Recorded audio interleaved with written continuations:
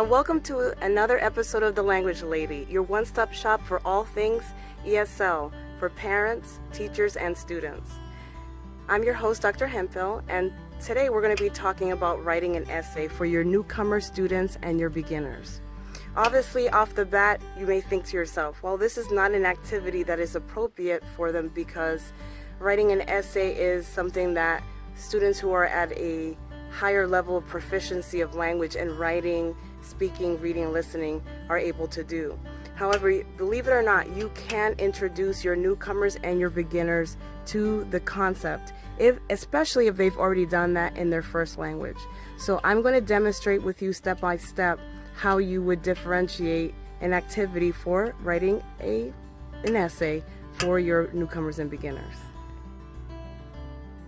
Before I go ahead and dive in, I'm curious about your experiences with working with writing with your ELLs. Comment below what are some strengths and weaknesses you have encountered in the classroom in the area specifically to writing, whether writing sentences, writing paragraphs, and essays.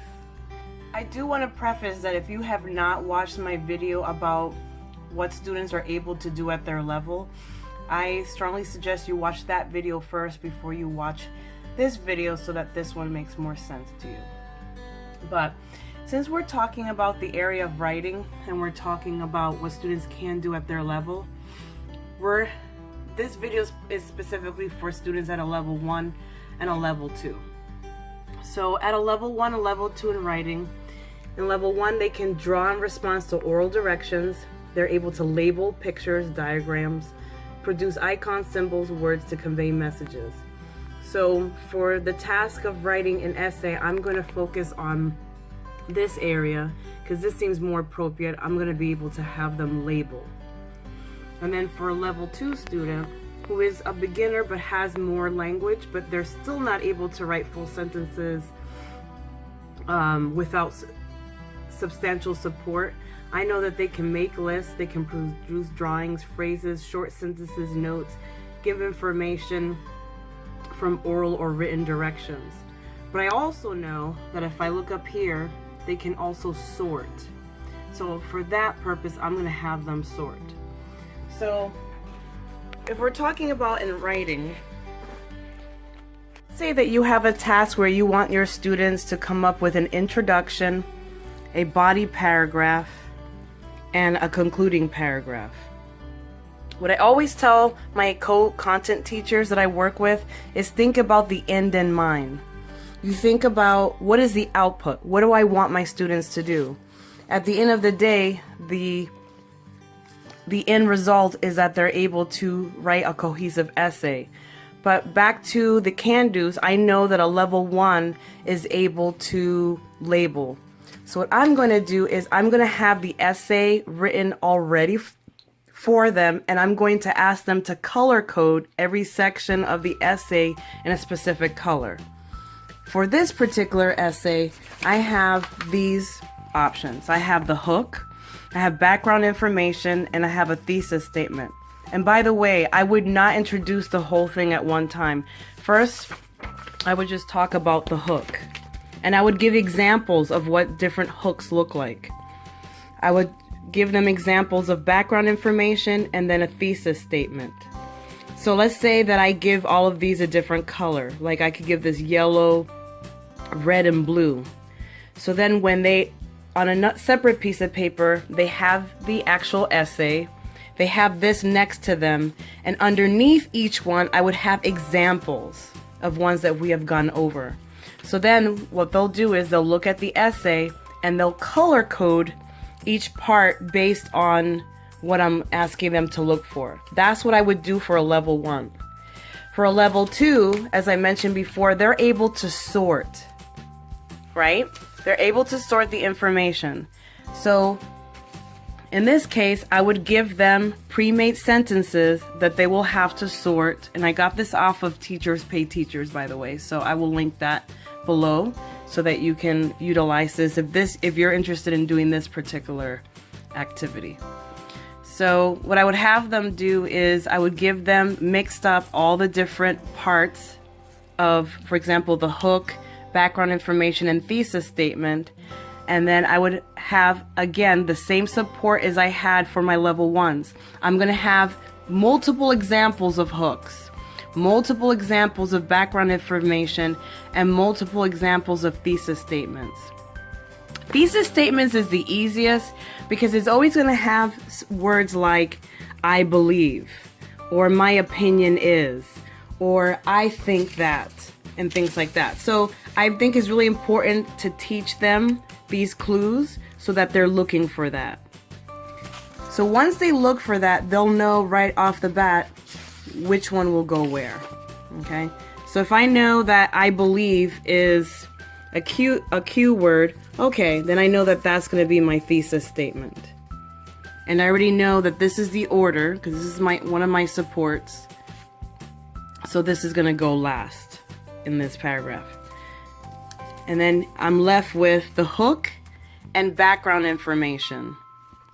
It's up to you and how well your students learn these concepts, but I have taught my ELLs that the hook is going to be shorter than the actual background information, and sometimes this will end in an exclamation point and a question mark. When I explained that to them, they knew immediately that this was going to be first, that this was their hook, and that this is the information because I'm putting in a lot of background information, so this goes second. So it's really important that you spend a lot of time talking about keywords. So even before even doing an activity like this, you could even do a graphic organizer where you have all of the different aspects of an introductory paragraph and go through each one. And they can organize the information, like hook sounds like this, background information sounds like this, thesis statement sounds like this. Moving on to the body paragraph. Back to our level 1s. So we know that we have, each essay has a pattern. There's a topic sentence, there's text evidence once, text evidence, and then the text evidence, and then the elaboration. I would do every single one of these in a different color code each one, and literally go through an essay and label each part of the essay accordingly. Here is an example of an essay that is already color coded. So here is your hook. Okay? Hooks are in this color. And again, I would have on the side, again, this is for your level 1s, on the side multiple examples so they have some sort of idea of what a hook looks like. Students, what I recommend is having a blank version without any color of this essay, and then on the left hand side you're going to include all of the different categories that we mentioned earlier, like the hook, background information, thesis statement, and etc.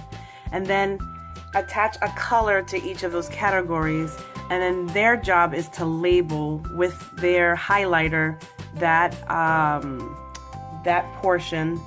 For example, they would highlight this in pink and then write on the side, this is the hook.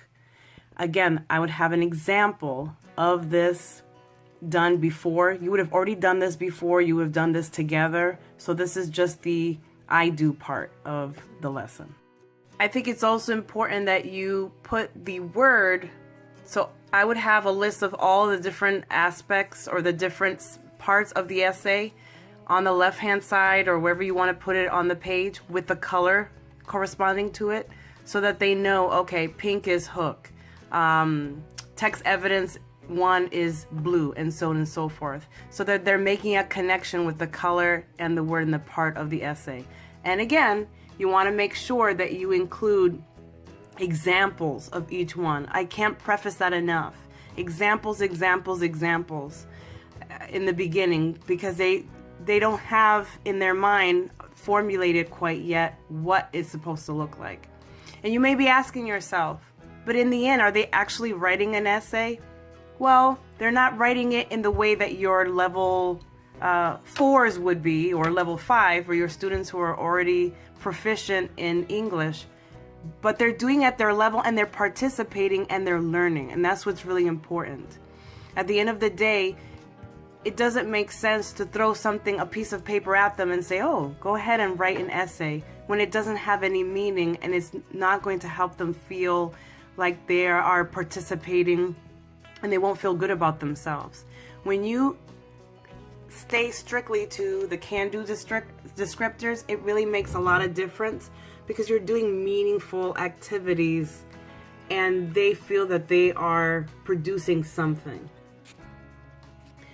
Always keep in mind that you want to be looking at the level afterwards. So this is where you're striving. You don't want to, if you have a level 1 in writing, you don't want to live in this category. You're always striving for the next level. And I will also link this below, because I've gotten requests for the can-do descriptors.